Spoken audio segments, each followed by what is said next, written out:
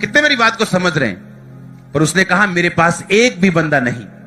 जब पाप आपकी लाइफ में होता है, परमेश्वर आपको डिवाइन हेल्पर से दूर कर देते हैं। फिर आप बोलते हैं साढ़े रिश्तेदार सानू पूछते नहीं।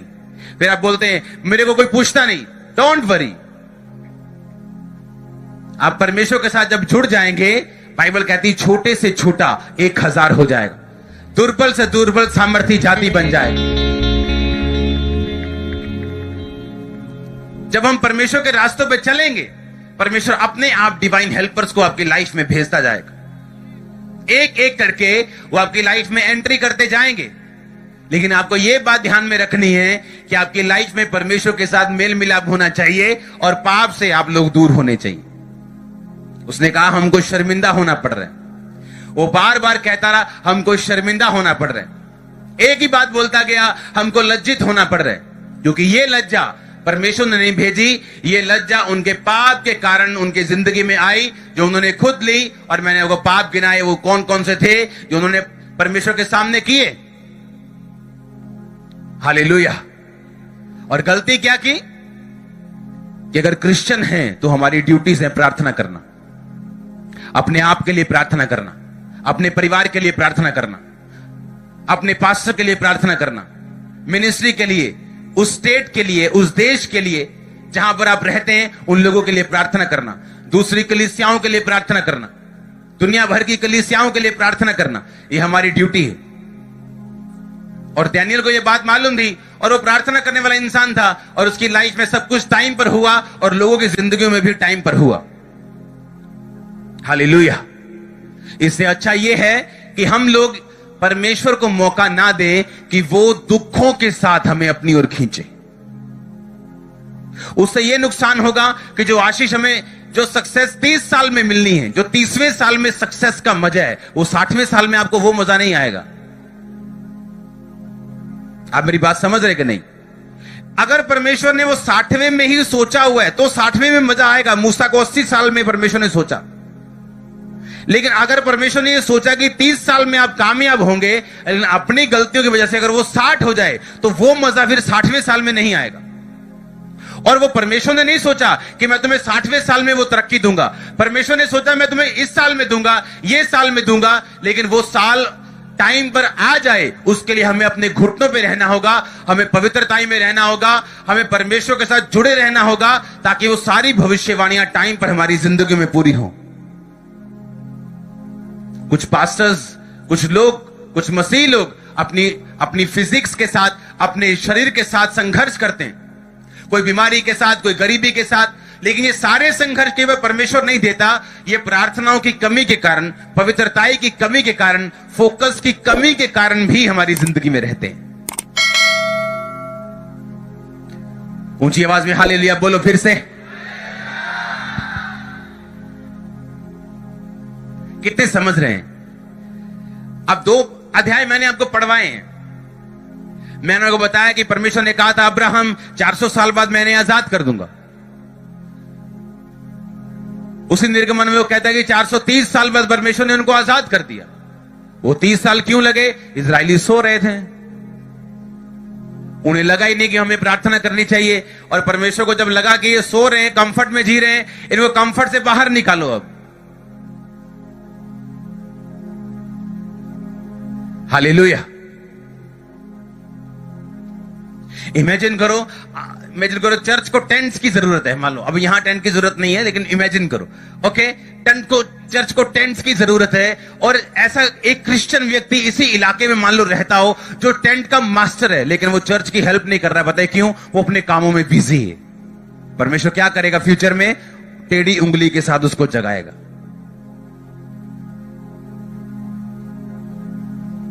क्योंकि उसने कहा मैं जितना तुझे दूंगा उसका हिसाब भी लूंगा। मैं तुम्हें ज्यादा दूंगा, मैं ज्यादा का हिसाब लूंगा। अगर मेरे पास चर्च बड़ी है तो मेरी अकाउंटेबिलिटी भी, वो मेरी जिम्मेवारी भी बड़ी है। हाँ या ना? मैं ऐसे खाता पीता उठ के आपके पास नहीं आ सकता जब तक मैं रात परमेश्वर के साथ ना बिताऊं तो। हालेलुया। अगर मेरी जिम्मेवारी बड़ी है, मेरी ब्लेसिंग बड़ी है, मेरी जिम्मेवारी बड़ी, परमेश्वर ने कहा अगर मैं तुझे ज्यादा दूंगा तो ज्यादा का हिसाब भी तुझसे लूंगा। लेकिन वो मान लो मसीह सो रहे हैं तो परमेश्वर फिर उससे हिसाब लेगा, उसको जगाएगा, टेढ़ी उंगली करेगा ताकि वो जाग जाए और उसके कामों को करे।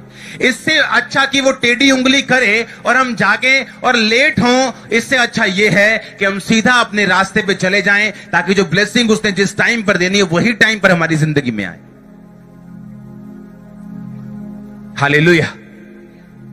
परमेश्वर ने उस 38 साल के रोगी को ये नहीं कहा कि ठीक है अब जाके ना तू साफ पानी पिया कर, वो भी जरूरी है, खाना भी जरूरी है साफ, लेकिन परमेश्वर ने कहा तो फिर से पाप मत करना, क्योंकि ये मेजर रीजन है, ये सबसे बड़ा कारण है कि तू सदा मुसीबत में रहा, लोग तुझसे दूर रहे, फाइनेंशियली तू घाटे में रहा क्योंकि तूने पाप किया।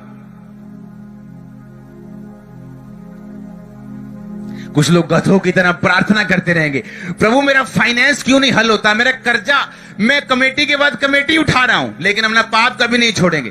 फोन पे ब्लू फिल्में वैसी चलती रहेंगी रातों रात, क्योंकि उन्हें मालूम नहीं कि उन्हीं की वजह से वो कटिंग हो रही है आपकी। परमेश्वर ने एक पुराने नियम में कहा अगर कोई कोड़ी हो जाए, किसी को कोड़ हो जाए तो उसे छावनी से बाहर कर देना, वो अपने लोगों से दूर रहा करे और छावनी से दूर जंगलों में रहा करे और उसे अपने लोगों में आने की इजाजत नहीं हो। और जब वो शुद्ध हो जाए और चंगा हो जाए तो आके पहले याजक को दिखाए, अगर याजक बोले हाँ ये शुद्ध हो गया तो फिर अपने लोगों में जाने पाए, बिजनेस करने पाए, काम करने पाए। मान लो एक बंदा लकड़ी का काम करता है, उसको कोड़ हो गया, उसका परिवार उस पर चलता है, तो अगर उसको कोड़ हो गया, उसका लकड़ी का काम उसकी वाइफ तो करेगी, इसको तो आता नहीं, मतलब वो काम ठप हो गया और वो जंगलों में रहेगा। यानी उसके फाइनेंस का नुकसान होगा, इमोशनली नुकसान होगा कि वो अपने परिवार से दूर अकेला रह रहे, कोई खाने वाला नहीं, कोई पकाने वाला नहीं वहां पे।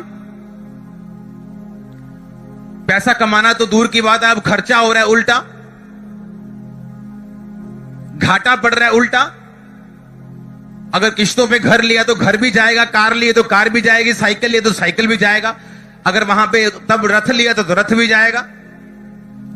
मतलब एक पाप की वजह से उसको फाइनेंशियली नुकसान हुआ, पाप की वजह से फिजिकली तो नुकसान हुआ ही हुआ, क्योंकि पाप को कोड़ के समांतर परमेश्वर रखता था पुराने नियम में। अगर वो कोड़ की बात कर रहा है तो वो पाप की बात कर रहा है।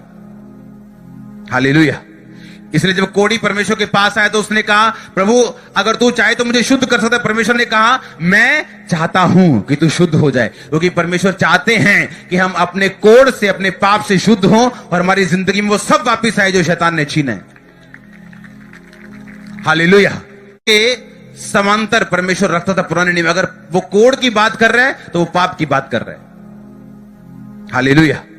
इसलिए जब कोड़ी परमेश्वर के पास आया तो उसने कहा प्रभु अगर तू चाहे तो मुझे शुद्ध कर सकता है। परमेश्वर ने कहा मैं चाहता हूं कि तू शुद्ध हो जाए, क्योंकि परमेश्वर चाहते हैं कि हम अपने कोड़ से, अपने पाप से शुद्ध हों और हमारी जिंदगी में वो सब वापिस आए जो शैतान ने छीने। हालेलुया। हाँ, अगर उन चंद लोगों को पकड़े रहता आज शायद वो भी मेरी लाइफ में ना होते। परमेश्वर ने चाहता आप भिखारी बने, आप भिखारियों जैसे सोच रखें, छोटी सोच रखें। वो आपको दलेर करना चाहता है शेर और शेरनियों की तरह। वो नहीं चाहता आप मी करते फिरे लोगों के सामने। No no no no no, ऐसा पॉसिबल ही नहीं। अगर परमेश्वर का आत्मा आपके अंदर है वो आपको बनाएगा, वो स्ट्रांग करेगा, आपको इतनी गवाहियां देगा कि आप मुंह खोल सको उनके सामने। मैं आपको सच कह रहा हूं, बने रहो, खड़े रहो। इतनी टेस्टिमनीज वो देगा कि जिनका मुंह आज आपके खिलाफ खुलता है, आपका मुंह जब खुलेगा वो शर्मिंदा होगा। ऐसा होता है, ऐसा होता है। लेकिन क्या आप परमेश्वर को मौका देंगे वो आपकी लाइफ में काम करे, या आप उसके सलाहकार बनना चाहेंगे? कुछ लोगों ने यीशु मसीह को गाड़ी में तो बिठा के रखा है पर उसको स्टीयरिंग नहीं दिया, गाड़ी खुद ही चला रहे हैं। प्रभु तेनू नहीं पता आजकल, पता है साहब ना चली था थोड़ा, सारे नाल बढ़ा के, सारे दे नाल बना के। हाँ, और कोई कोई ऐसा है जिसने फुल स्टीयरिंग परमेश्वर को दिया और पास में बैठा है, एंजॉय कर रहा है इस जर्नी को। हालेलुया। कैसे बनना चाहते हैं?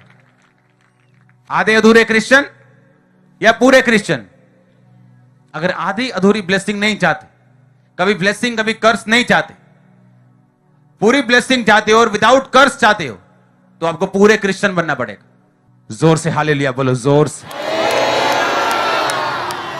परमानेंट हल लेना है कि टेम्परेरी वाला, कि कच्चा हल लेना है? पक्का हल लेना है कि नहीं लेना?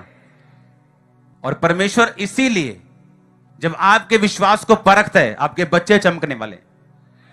आपके विश्वास को परखता है, आपकी चर्च ब्लेस होगी।